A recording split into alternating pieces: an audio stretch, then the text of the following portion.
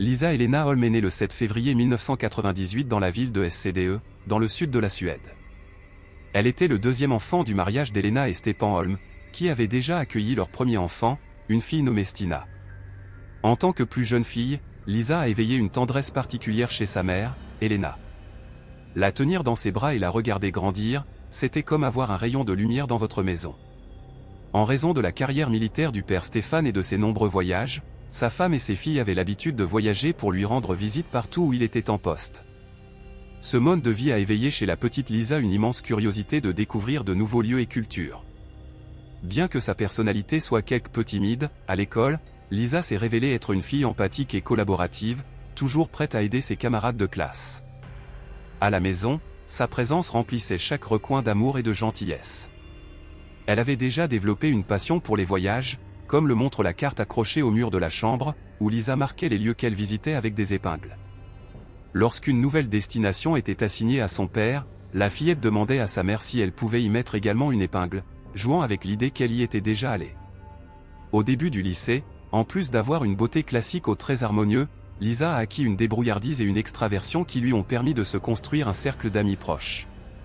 Avec eux, elle adorait s'amuser, partager des balades et différentes activités de plein air. L'un des meilleurs voyages en famille a sans aucun doute été l'Australie.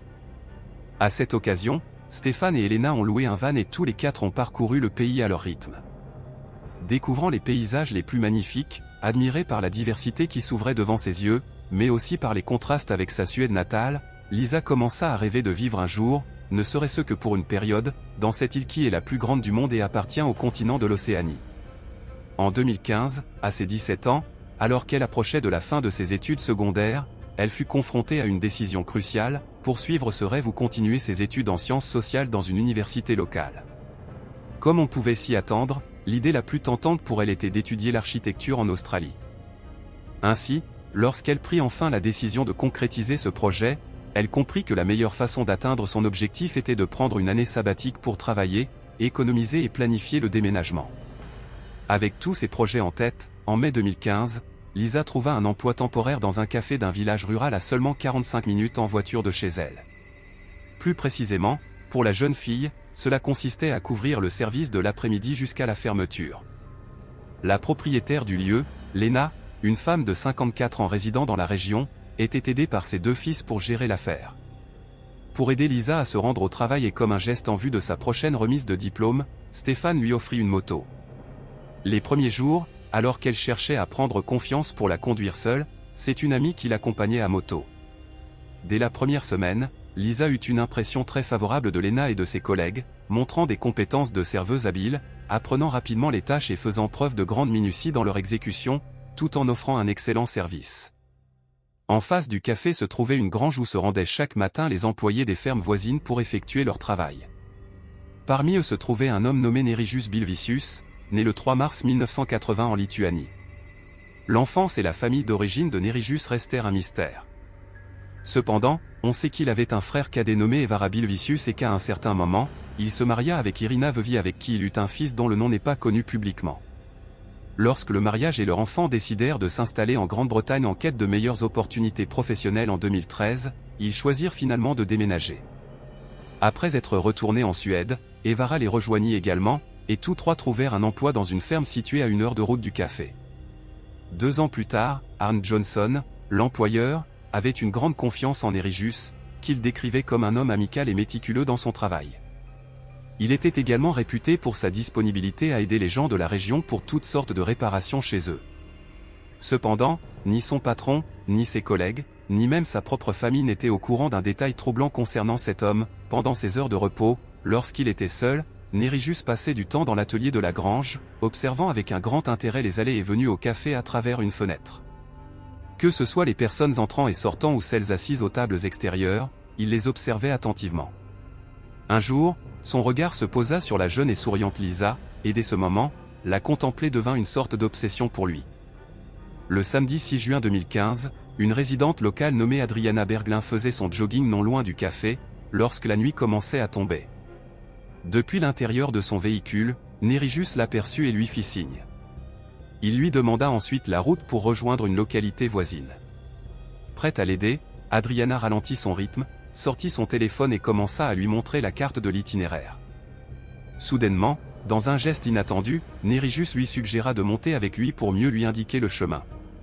Mal à l'aise avec cette proposition, un frisson parcourut son dos et, sans hésiter, mais de la manière la plus polie possible, Adriana refusa et prit congé. Le lendemain, dimanche 7 juin 2015, Lisa se réveilla et se sentit suffisamment en confiance pour conduire la moto seule. Elle informa donc son père qu'elle n'avait plus besoin d'être accompagnée pour se rendre au travail. Ce jour-là, la jeune fille réussit non seulement à conduire seule, mais elle arriva également au café avec de l'avance. Son grand sourire semblait illuminer l'endroit, et ce fut effectivement un beau dimanche qui se termina par une journée de travail tranquille. Un peu avant l'heure de fermeture, Lena laissa les filles s'occuper du café et rentra chez elle. Vers 18 h, Lisa et ses collègues retirèrent leur tablier et commencèrent à ranger pour clôturer la journée. 20 minutes plus tard, Lisa envoya un message à son père pour l'informer qu'elle serait bientôt de retour à la maison, quelques minutes plus tard. Stéphane composit le numéro par erreur. À l'autre bout du fil, en entendant les voix joyeuses de sa fille et des autres jeunes en train de discuter, il ne s'inquiéta pas et raccrocha. Pendant ce temps, Nerrijus observait anxieusement depuis la grange. Après que les autres filles soient parties, Lisa se retrouva seule et alluma sa moto. C'est à ce moment précis que Nerrijus l'attrapa violemment et, sans témoin, l'emmena jusqu'à la grange. Une fois là-bas, il ne perdit pas de temps et, utilisant une corde, mit fin à la vie de Lisa en quelques secondes. Toutefois, durant cet acte abominable, il ressentit un plaisir tel qu'il atteignit son paroxysme, laissant sa semence sur le corps sans vie de sa victime. Ensuite, il transporta le corps dans sa voiture, mais dans la précipitation et l'obscurité, il ne remarqua pas qu'une des boucles d'oreilles de Lisa s'était détachée et était restée sur le sol à l'entrée de la grange. Ce n'était pas le seul élément négligé, une des gants de conduite de Lisa tomba également. Dans un geste calculé, il s'occupa de disperser les fragments du téléphone de Lisa, dont les morceaux ainsi que sa carte de train et son permis de conduire furent jetés autour de la propriété. Plus tard, il chargea le corps dans sa voiture et le conduisit jusqu'à la ferme où il vivait. Profitant de l'absence de tout le monde et avec une grande précaution, Nerrijus déposa le corps dans un abri à outils, le recouvrant avec ce qu'il trouva à portée de main, principalement des uniformes. Il réalisa cependant que la veste et le casque de Lisa pourraient attirer l'attention, alors il prit ces éléments et les dispersa sur le terrain, mais pas très loin. De retour chez lui, Nerrijus retira ses vêtements et les mit dans la machine à laver. Le bruit de la machine réveilla Evara, qui, intrigué, alla voir ce que faisait son frère. En le voyant, il remarqua que Nerrijus était nerveux. Il était inhabituel pour lui de faire une lessive, une tâche généralement réservée à sa femme. Cependant, Evara ne posa aucune question à ce sujet. Pendant ce temps, plus de 45 minutes passèrent sans nouvelles de Lisa. Stéphane et Elena, de plus en plus inquiets, tentèrent de la joindre à plusieurs reprises, mais chaque appel allait directement sur la messagerie vocale. De plus en plus angoissés, craignant qu'un malheur ne soit arrivé, ils décidèrent que Stéphane irait au café pendant qu'Elena resterait à la maison. Stéphane partit, espérant croiser sa fille en route. De son côté, Elena appela Lena pour lui demander si Lisa avait été présente à la fermeture du café. Lena confirma, mais elle partageait aussi l'inquiétude dans sa voix. Elle contacta les autres employés, qui n'avaient aucune nouvelle de Lisa depuis leur départ. Alarmée, Lena prit son manteau et se précipita vers le café. Stéphane et Lena arrivèrent presque simultanément et aperçurent la moto de Lisa, ressentant d'abord un soulagement, mais aussi une grande inquiétude. Suite à cette première piste, un profond désarroi s'est installé lorsqu'en face du véhicule, ils ont découvert que les feuilles pendaient toujours du guidon. Quelque chose n'allait clairement pas. Après avoir fouillé le café et ses environs sans résultat, vers 22 h, Stéphane a appelé la police pour signaler la disparition de sa fille. Rapidement, les autorités sont arrivées sur les lieux et, avec l'aide de l'équipe cynophile, ont fouillé les alentours, y compris la grange. Il n'y avait aucune trace, aucun indice, rien qui indiquait que la jeune fille avait été là. Les agents ont alors fait du porte-à-porte, demandant aux voisins s'ils savaient quelque chose. Encore une fois, cela n'a rien donné et la recherche s'est poursuivie jusque tard dans la nuit.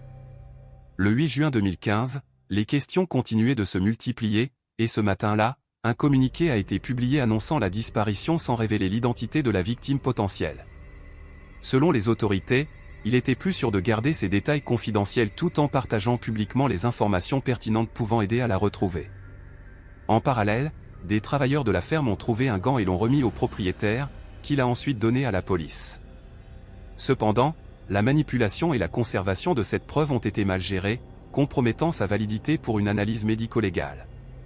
Ironiquement, bien qu'elle soit passée de main en main et n'ait pas été utilisable pour une analyse spécialisée, cette piste a permis d'intensifier l'enquête, la transformant en une opération ambitieuse avec le soutien de diverses entités et de nombreux moyens disponibles, y compris plus d'agents et d'équipes de recherche.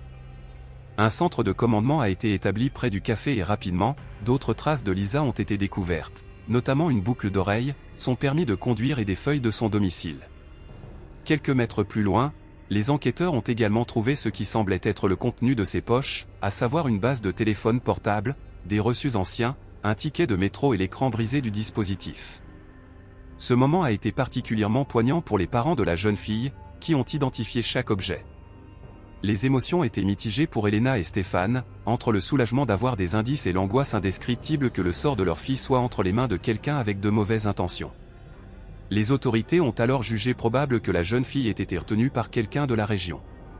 Consciente de l'importance du temps, le 10 juin 2015, la police a décidé de révéler l'identité de Lisa au public, et une nouvelle campagne a été lancée pour redoubler d'efforts, en collaboration avec l'Organisation suédoise des personnes disparues, mobilisant plus de 900 volontaires. Le 12 juin 2015, le périmètre de recherche a été élargi, et les volontaires se sont rendus à la ferme où travaillait Nerijus. Cependant, il avait déjà disparu, et malgré les efforts pour le localiser, il avait convaincu son frère de l'informer qu'il ne se trouvait plus dans la zone. Cela aurait suffi pour qu'il parte. En réalité, Nerijus devait donner des instructions à sa femme et à Evara pour qu'ils se préparent une alibi, mettant ainsi à l'épreuve la loyauté de sa femme et de son frère. Les indications données par les deux sur ce qu'ils devaient dire au sujet de leur dimanche 7 juin 2015 comprenaient un récit détaillé de leurs activités supposées. J'ai passé l'après-midi avec eux et j'ai également discuté avec ma mère par vidéo. Je n'ai pas quitté les lieux et averti la police des déclarations suspectes de ce personnage. Grâce à cette décision de rester sur place, l'équipe de recherche trouva peu de temps après la veste et le casque de Lisa. Étonnés par cette découverte, ils examinèrent plus attentivement les environs jusqu'à ce qu'ils découvrent la cabane. Il n'était pas nécessaire de parler beaucoup, il semblait presque que la certitude effrayante ou peut-être une intuition s'était emparée d'eux. Quoi qu'il en soit, ils comprirent que cet endroit devait être inspecté. Les enquêteurs se rendirent sur place en compagnie de la technicienne en analyse criminelle, Hélène Almgrand. Même à une distance prudente, l'odeur nauséabonde les guida vers l'endroit à explorer. Ils inspectèrent chaque placard, et les agents trouvèrent finalement le corps sans vie de Lisa, avec un morceau de corde visible autour de son cou. Selon les indications des volontaires, la police se rendit au domicile de Nerijus. Bien que les occupants de la maison affirmassent que la ferme avait été fouillée au même moment, Nerijus, Irina et Evara furent arrêtés comme principaux suspects du crime. Le ordinateur de Nerijus fut saisi et lors des premiers interrogatoires, les trois suspects nièrent toute implication, présentant des alibis qui semblaient se recouper parfaitement pour les couvrir les uns les autres. Néanmoins, les autorités ne purent éviter de prélever des échantillons d'ADN de chacun. Face aux critiques concernant le manque présumé d'exhaustivité dans l'enquête, une nouvelle inspection de la grange fut réalisée pour rechercher d'éventuelles preuves négligées. Effectivement, lors de cette révision, des traces de matériel génétique furent découvertes sur le mur près de la fenêtre donnant sur le café. De plus, une corde suspendue à une poutre à l'intérieur de la grange fut trouvée. Cet élément fut soigneusement collecté et envoyé au laboratoire. Parallèlement, les résultats préliminaires de l'autopsie effectuée au Centre national de médecine légale en Suède révélèrent que Lisa était décédée par obstruction des voies respiratoires. Contrairement aux spéculations précédentes, aucun abus sexuel n'avait été trouvé, mais du matériel génétique d'une autre personne fut découvert sur les vêtements de la victime. Les caractéristiques distinctes de l'ADN de la corde, de la scène de crime et des vêtements furent comparées à celles des trois suspects. Le résultat fut sans appel et pointa directement vers Nerijus. De plus, une analyse de son ordinateur personnel révéla une grande quantité de vidéos à contenu explicite pour adultes, ainsi que du matériel particulièrement inquiétant. Annette Olson, la procureure, demanda des éclaircissements supplémentaires sur ces découvertes. La libération d'Irina survint lorsqu'Evara fut convoquée pour une nouvelle interview. À cette occasion, il n'omit pas de mentionner le comportement particulier de son frère lors de la nuit des événements, et décrivit en détail la fausse alibi que Nerijus avait fournie. En conséquence, Evara fut libérée le 30 juin 2015. Le procureur Annette demanda alors des mesures préventives contre Nerijus. Malgré les preuves accablantes contre lui, ce dernier persista à clamer son innocence et affirma ne pas connaître la victime. Le 7 juillet 2015, les funérailles de Lisa eurent lieu à l'église de Sathé, dans son village natal. La cérémonie émotive réunit des centaines de personnes, rassemblant la communauté pour honorer une jeune femme dont la vie s'était terminée trop tôt. Le mois suivant, le procureur annonça que les accusations contre Nerijus se multipliaient et demanda au tribunal de district de Skaraborg l'autorisation de maintenir le suspect en détention et de poursuivre le procès. Le 23 octobre 2015, Nerijus fut formellement accusé de meurtre lors d'une audience au tribunal de district de Skaraborg, présidée par la juge Anna Karim Lundberg. Le procureur adjoint, Lars-Göran Wennerholm, représentait l'accusation tandis que la défense était assurée par l'avocat Thea Brandley. La famille de Lisa était représentée par l'avocat Thea Brandley. Dans le silence total de la salle d'audience, le procureur débuta l'audience en présentant les preuves contre l'accusé, suggérant que le crime avait une connotation sexuelle. La défense répliqua, accusant les autorités de précipitation dans leur enquête et suggérant une possible implication d'Evara dans le crime. Face à ces accusations et au regard des avocats de la famille de la victime, Nerijus, la tête baissée, se mit à pleurer en répétant qu'il ne connaissait pas Lisa. Le 17 novembre 2015, après des journées intenses au tribunal de district de Skaraborg, la juge conclut que l'accusé était coupable des faits qui lui étaient reprochés. Nerijus Bilvicius fut condamné à la réclusion à perpétuité pour le meurtre de Lisa Holm, avec une indemnisation de $1000 à verser à la famille de la victime pour dommages et intérêts. Début 2016, Nerijus fut représenté par un nouvel avocat, Nema Shuki. 4 mois après avoir fait appel de la décision, il apparut que l'avocat en question accusa directement l'épouse de son client comme possible auteur du crime. Le 2 mai 2016, la demande de révision du jugement fut rejetée. Stéphane, Elena et Estina soupirèrent de soulagement après la décision, estimant qu'une part importante du fardeau qui pesait sur eux avait été levée. Selon leurs propres mots, le chemin parcouru jusqu'à ce point avait été des plus éprouvants, et la perte de leur chère Lisa restait une épreuve inoubliable. La succession fut ouverte, mais avec le début du procès, la période de guérison espérée commença, et ils espéraient trouver un peu de paix dans leur vie. De leur côté, Irina et Evara, incapables de reprendre leur vie quotidienne à la ferme en raison de l'attention médiatique intense et de l'opinion publique sur l'affaire, retournèrent en Lituanie en juillet de la même année. Quant à Nerijus, il fut transféré dans une prison de haute sécurité près de chez lui. La situation se compliqua dès le début, car son histoire étant largement diffusée, il subit des mauvais traitements continus de la part des autres détenus, ce qui nécessita plusieurs interventions médicales. Son avocat demanda alors son transfert en Lituanie. Ce transfert fut réalisé le 1er septembre 2017, et une fois sur le sol lituanien, après avoir fait appel, la condamnation de Nerijus fut réduite à 15 ans de prison.